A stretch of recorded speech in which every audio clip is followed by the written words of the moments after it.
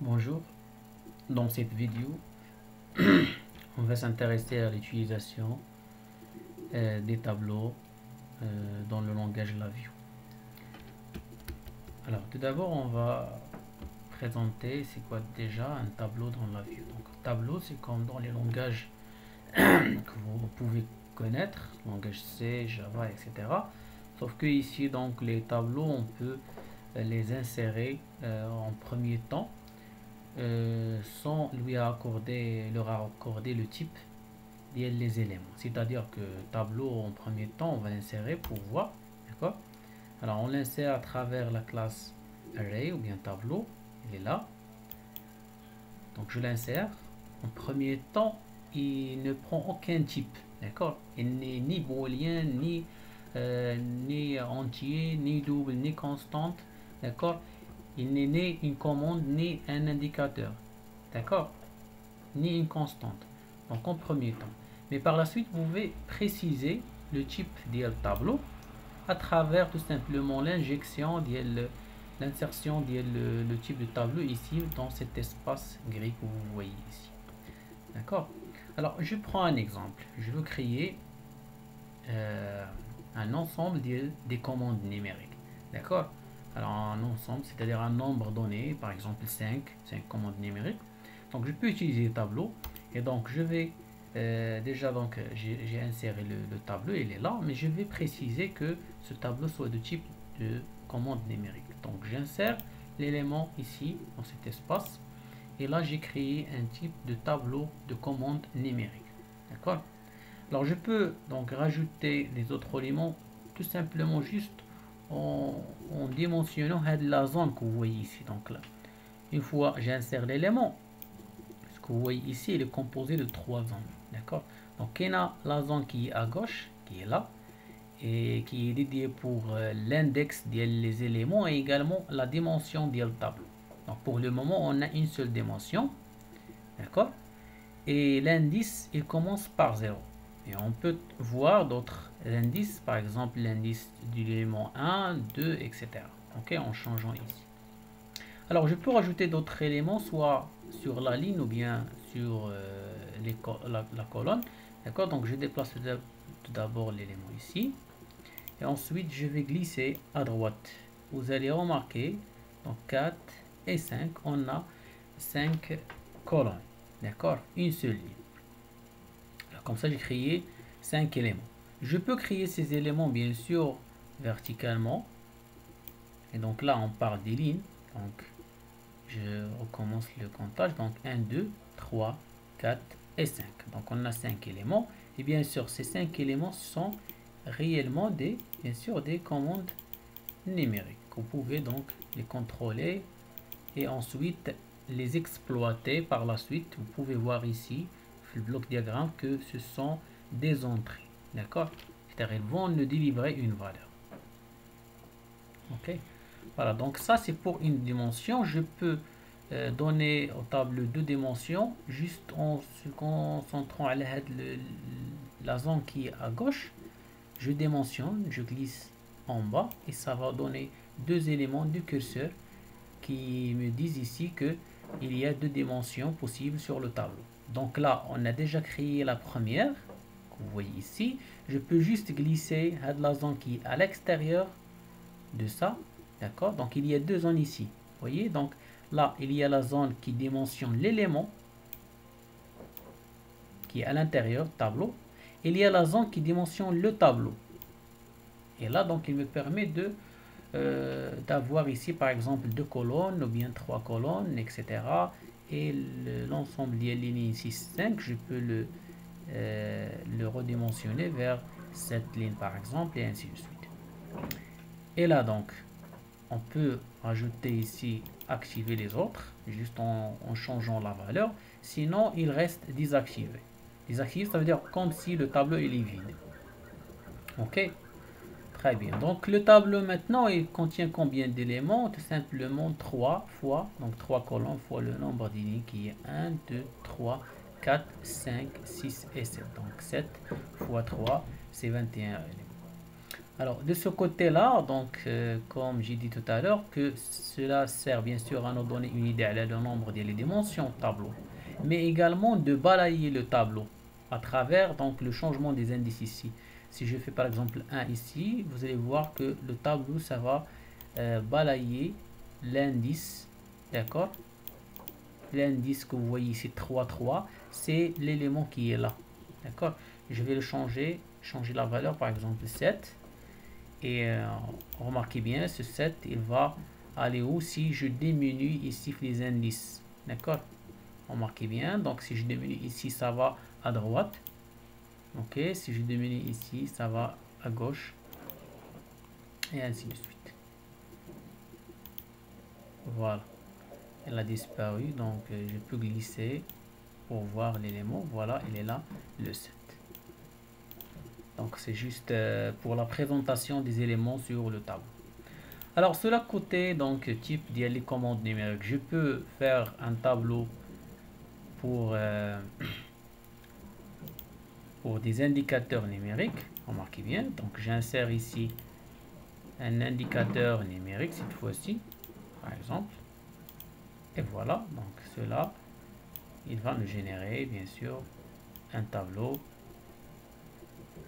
des éléments indicateurs numériques. La même chose, je peux voir cette fois-ci donc un tableau pour des LED. Donc ça j'appelle tableau LED et 2D par exemple. Je vais le faire sur 2 dimensions. J'appelle donc le type LED par exemple celui-là. Et voilà, donc je peux voir donc ici avoir différents éléments par exemple. Voilà.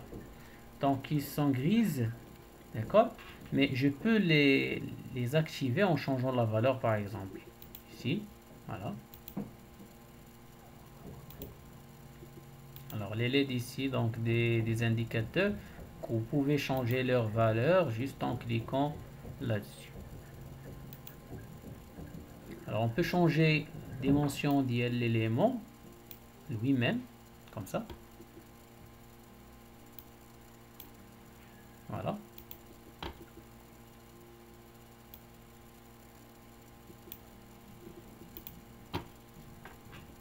Et voilà. Alors maintenant, on va s'intéresser à un exemple, d'accord? Alors pour voir quelques fonctions de manipulation des tableaux, d'accord? On va essayer de donner un exemple lié à un tableau pour lequel on va essayer de voir qui est la valeur maximale et la valeur minimale du tableau, d'accord? Donc tout d'abord, je crée mon tableau des valeurs numériques. Donc sous forme des commandes numériques, et je vais le réaliser sous forme de dimension tableau 2D. Voilà, je crée par exemple je sais pas combien, donc par exemple 3 colonnes. Il y a combien de lignes ici? Je vais les remplir avec des valeurs 0, 5 par exemple. Ici, donc moins 9. Ici par exemple moins 5. Et ainsi de suite.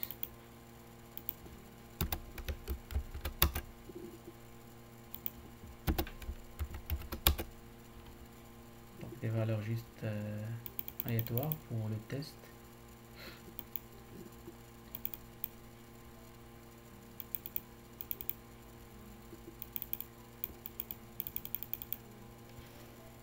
Ok.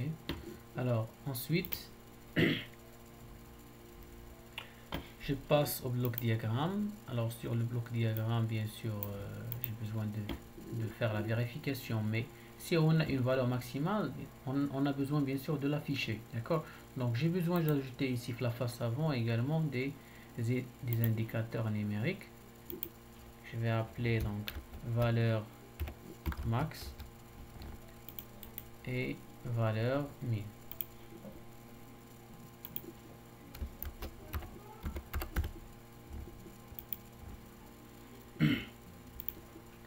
Et bien sûr, les fonctions de manipulation des tableaux existent au niveau de la palette des fonctions sur le bloc diagramme.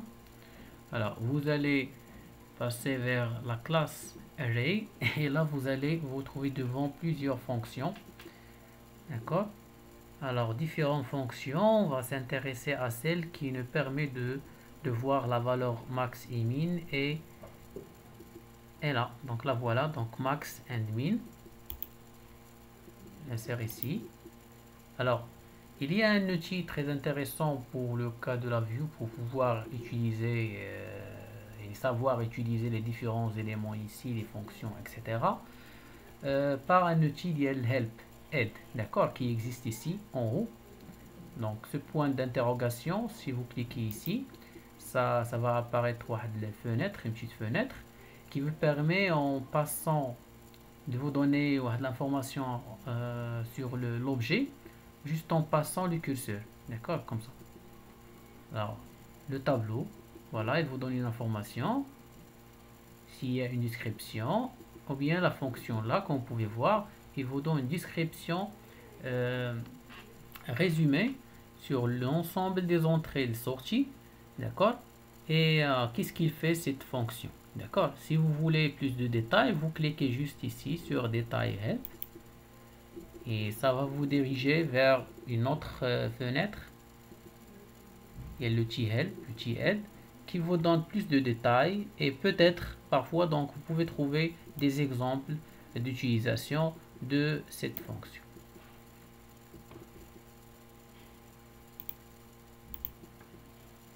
Très bien. Donc, pour nous, on s'intéresse juste là de l'explication résumée. Donc, qu'est-ce qu'on a ici? L'entrée, il y a donc un type de données, il y a le tableau. Par contre, la sortie, on a ce qui est en orange, c'est la valeur maximale. Ce qui est en bleu, juste en bas de la valeur maximale, c'est l'index ou l'indice de la valeur maximale sur le tableau. Et bien sûr, on a ensuite ce qui est en orange, la sortie, la valeur minimale et son indice en bleu. D'accord? Donc, on va relier la sortie de notre tableau avec l'entrée de la fonction array min max, la max min. Je ferme ce help. Et ensuite, la sortie de la valeur maximale à relier avec l'indicateur, tout simplement. Et celle-là avec la valeur minimale. Voilà. Donc, on peut faire maintenant le test. Voilà, donc il vous donne comme valeur maximale, donc c'est 76 et la valeur minimale c'est 9. Donc si je change ici par exemple, je donne une autre valeur, le 9 ici, je donne par exemple 89, automatiquement il va changer ici. D'accord, la même chose, si je change cette valeur de moins 9 vers moins 15, ça va changer ici. Ok, donc on peut jouer avec cette application, de ne pas faire le calcul des valeurs maximales et minimales jusqu'à jusqu'après le clic sur un bouton poussoir, comme on a vu l'exemple de la structure séquence et la structure de condition. D'accord. Alors également on a vu l'utilisation de la boucle while qui nous permet d'avoir une répétition infinie d'une application. C'est nécessaire la boucle while pour vous permettre de travailler, d'accord, avec l'application. Une fois vous terminez donc la programmation, vous allez réaliser un exécutable, un fichier exécutable qui doit travailler. Une fois vous cliquez là-dessus, vous l'exécutez, il doit travailler en continu jusqu'à besoin de l'arrêter. Donc vous pouvez l'arrêter par la suite par un bouton poussoir. Donc pour cela je vais donc exploiter la boucle while et mettre tout ce que vous voyez ici dans la boucle while, d'accord, que je vais lui donner donc la condition d'arrêt se forme d'un bouton poussoir de stop. D'accord. Voilà. Alors comme ça, je m'intéresse plus à l'exécution continue ici, mais tout simplement à l'exécution simple qui est similaire à l'exécution d'un fichier que vous avez ou bien d'une application que vous avez, comme le cas de l'Avio même, ou bien un fichier par exemple. Si on prend l'exemple de Blocknote, d'accord, donc c'est une application, je clique là-dessus, ça va être exécuté en continu comme vous pouvez le voir ici, d'accord. Donc à chaque fois je tape un texte, j'ai pas besoin de réexécuter encore une fois quand je veux taper autre chose, d'accord. Par contre, si j'ai besoin de l'arrêter, il suffit de cliquer sur fermer ici, d'accord. Et bien c'est la même chose que le cas de notre application. On va l'exploiter en continu. Si on a besoin de la stopper, donc on clique juste sur le bouton stop et ça va arrêter. Donc je donne l'exemple ici, voilà. On cherche donc à calculer ici des valeurs maximales et minimales, d'accord, très bien. Mais si on a besoin d'arrêter, il suffit de cliquer sur le stop. Voilà, merci.